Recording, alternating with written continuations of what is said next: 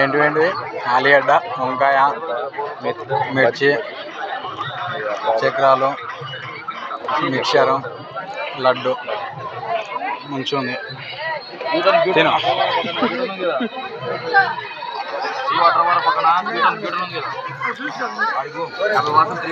Gang అయితే మొత్తం ఏడుస్తారు, ఇంకా వెజిటేరియనే మొత్తం అనేసి.